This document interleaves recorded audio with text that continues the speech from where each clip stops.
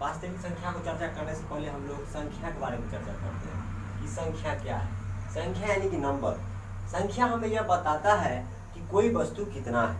जैसे मान लीजिए किसी टोकरी में बहुत सारा फल है, तो अगर हम इसे काउंट करते हैं तो हमें पता चलता है कि लगभग इसमें 100 फल है। तो हमें 100 बताता है कि फलों की संख्या कितनी है। जैसे मान लीजिए कि किसी क्लास में बहुत सारा स्टूडेंट है और जब इस स्टूडेंट को हम काउंट करते हैं तो हमें पता चलता है कि लगभग इसमें 200 स्टूडेंट है। तो 200 स्टूडेंट हमें बताता है कि स्टूडेंटों की संख्या कितनी है, तो 200 है। उसके बाद चर्चा करते हैं प्राकृतिक संख्या यानी कि नेचुरल नंबर। गिनती की संख्या को प्राकृतिक संख्या कहा जाता है। प्राकृतिक संख्या को कैपिटल एन से सूचित किया जाता है। जैसे n equal to 1 2 3 4 5 up to infinity.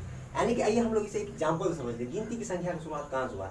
यानी कि अगर हम लोग कहीं पर गिनती करते हैं, जैसे मान लीजिए कि बहुत सारा आदमी है या कहीं हमको कोई बोलता है कि आप इसको बताइए कि भीड़ में कितना आदमी है, इसकी गिनती कीजिए। तो गिनती कहाँ से शुरुआत होता है? तो गिनती 1 से शुरुआत होता है। तो जहाँ से गिनती की शुरुआत होती है वहीं से प्राकृतिक संख्या का निर्माण होता है। तो गिनती की संख्या को इसलिए प्राकृतिक संख्या कहा जाता है। उसके बाद चर्चा करते हैं पूर्ण संख्या पर। पूर्ण संख्या यानी कि होल नंबर। जब प्राकृतिक संख्या में 0 को शामिल किया जाए और उससे जो नई संख्या प्राप्त होती है उसे पूर्ण संख्या कहते हैं। पूर्ण संख्या को कैपिटल W से सूचित किया जाता है, क्योंकि कैपिटल यानी कि natural number equal to 1 2 3 4 5 etc, इसीलिए W इक्वल टू यानी कि पूर्ण संख्या इक्वल टू 0 1 2 3 4 5। यानी कि प्राकृतिक संख्या में अगर 0 को ऐड किया जाता है तो पूर्ण संख्या का निर्माण होता है। यानी कि पूर्ण संख्या 0 1 2 3 4 5 अप टू इंफिनिटी को पूर्ण संख्या कहा जाता है। उसके बाद पूर्णांक यानी कि इंटीजर। धनात्मक पूर्ण संख्या और ऋणात्मक पूर्ण संख्या को पूर्णांक कहा जाता है। पूर्णांक को कैपिटल Z से सूचित किया जाता है W प्लस। यानी कि धनात्मक पूर्ण संख्या है 0 +1 +2 +3 +4 up to infinity. W minus यानी कि ऋणात्मक पूर्ण संख्या है 0 -1 -2 -3 -4 अप टू इंफिनिटी। इसीलिए पूर्णांक इक्वल टू हो गया आपको 0 +-1 +-2 +-3 +-4 अप टू इंफिनिटी। यानी कि पूर्णांक जो है बट्टा में नहीं होना चाहिए। जैसे मान लीजिए कि 4/5 है तो ये पूर्णांक नहीं होगा, लेकिन 4 पूर्णांक है, 4 एक पूर्णांक है, 5 एक पूर्णांक है, लेकिन 4/5 एक पूर्णांक नहीं है। यानी कि पूर्णांक यानी प्लस में हो सकता है, माइनस में हो सकता है, लेकिन बट्टा के नीचे में एक के छोटा और दूसरी संख्या नहीं होनी चाहिए। रैशनल नंबर वैसी संख्या जो p/q के रूप में हो, जहाँ p एवं q एक पूर्णांक है तथा q बराबर नहीं 0 तो उसे हम परमेय संख्या कहते हैं। परमेय संख्या को कैपिटल Q से सूचित किया जाता है। Capital Q equal to 4/5 9/8 7/1 8 etc। देखिए यहाँ पर p/q क्या मतलब हुआ? यहाँ पर p की जगह पर कोई भी पूर्णांक हो सकता है। जैसे p की जगह पर 0 एक पूर्णांक है, q की जगह पर 1 तो एक परमेय संख्या हो गया। जैसे p/q का मतलब होगा कि p/q, तो यहाँ पर p की जगह पर कोई भी पूर्णांक, जैसे मैंने 7 ले लिए, q की जगह पर 8 ले लिए, ये हो गया परमेय संख्या हो गया। p और q की जगह पर कोई भी पूर्णांक रहेगा तो ये परमेय संख्या होगा। यहाँ पर देखिए जैसे 4p/q, q की जगह p की जगह पर अगर हम 4 लेते हैं और q की जगह पर 0 लेते हैं तो ये परमेय संख्या नहीं होगा, क्योंकि q कभी यानी कि परमेय संख्या हर कभी भी 0 नहीं होना चाहिए। अगर परमेय संख्या हर 0 हो गया तो वो परमेय संख्या यानी कि बट्टा वाली संख्या 0 हो गया हर, तो वो परमेय संख्या नहीं होगा। अपरमेय संख्या इरेशनल नंबर वैसी संख्या जो p/q के रूप में ना हो, जहां p एवं q एक पूर्णांक है एवं q बराबर नहीं 0 तो उसे अपरमेय संख्या कहा जाता है। जैसे √7/8, √7 एक पूर्णांक नहीं है इसीलिए एक अपरमेय संख्या है। 9/√3, √3 एक पूर्णांक नहीं इसलिए अपरमेय संख्या है। पाई एक अपरमेय संख्या, √7 एक अपरमेय संख्या, √7 एक पूर्णांक नहीं है। √5/1 लिख सकते हैं, इसलिए √5 जो है एक पूर्णांक नहीं है इसलिए अपरमेय संख्या है। वास्तविक संख्या रियल नंबर। सभी परमेय संख्याएं एवं अपरमेय संख्याएं वास्तविक संख्या कहा जाता है। वास्तविक संख्या को कैपिटल R से सूचित किया जाता है। Capital R equal to √2 4/5 √3 7/8 etc। यानी कि वास्तविक संख्या परमेय संख्या जितना भी, जैसे √2 एक अपरमेय संख्या है तो √2 एक अपरमेय संख्या के साथ साथ एक वास्तविक संख्या भी है। 4/5 एक परमेय संख्या है, परमेय संख्या के साथ साथ एक वास्तविक संख्या है। यानी जितना भी परमेय संख्या और अपरमेय संख्या है वो सारा क्या है? वास्तविक संख्या है। और वास्तविक संख्या एल्गोरिथम, उसके बाद चर्चा करते हैं एल्गोरिथम पर।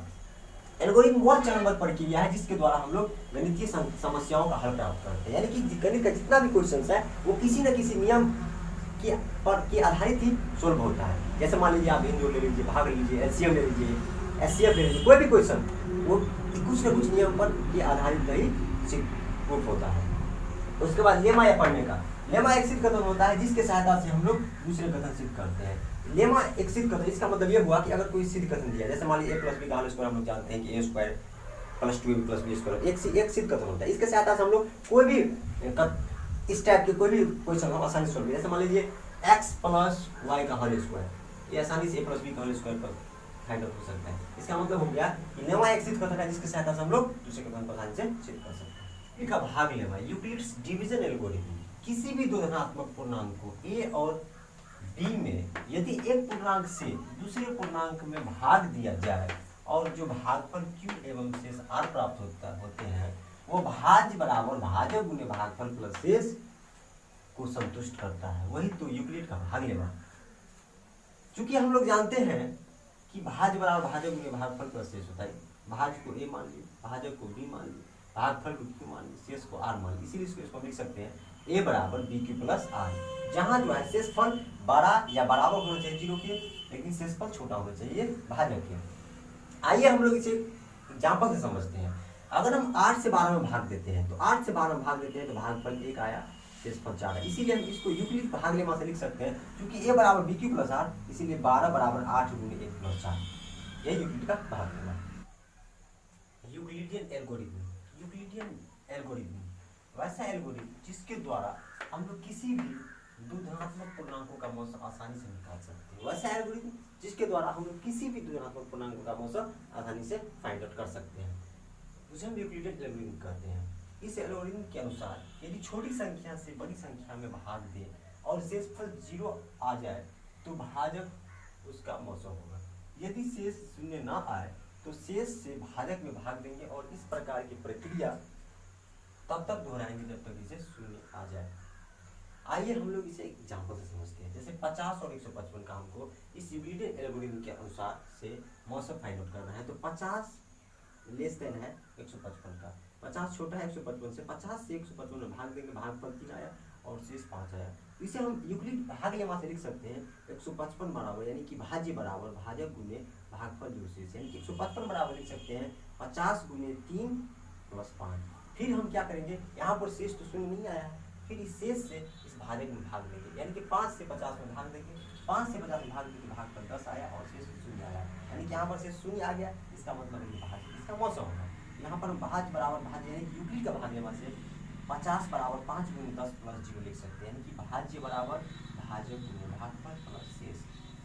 तो इसीलिए मौसम 50 और 155 का मौसम जो है 5 आया, क्योंकि यहाँ q प्लस r के रूप में पूर्णांक। चूंकि हम लोग जानते हैं कि यूक्लिड भाग लेमा से a बराबर bq प्लस r, जहाँ r greater than equal to 0, r less than b, जहाँ a एक भाज्य है, b एक भाजक है, q एक भागफल है और r शेषफल है, यानी कि किसी भी एक पूर्णांक से अगर दूसरे पूर्णांक में अगर हम भाग देंगे तो वह ऑलरेडी bq प्लस r के रूप में आएगा ही आएगा, किसी भी तरह से वो आएगा। जैसे इसे हम एक एग्जाम्पल से समझते हैं। अगर हम 3 से 4 में भाग देते हैं तो यहाँ पर भागफल 1 आया और यहाँ पर शेष भी 1 आया। तो चूंकि इसे हम यूक्लिड भाग लेमा से लिख सकते हैं भाज्य बराबर भाज्य गुणे भागफल दूसरे, यानी कि 4 बराबर 3 गुणे 1 प्लस 1। अगर हम 1 को यहाँ पर भागफल में m मान लिए तो इसे हम 3 गुणे m प्लस 1 के रूप में लिख सकते हैं, यानी कि 3m प्लस 1, यानी कोई भी धनात्मक पूर्णांक जो है 3 bq प्लस r के रूप में आएगा ही आएगा।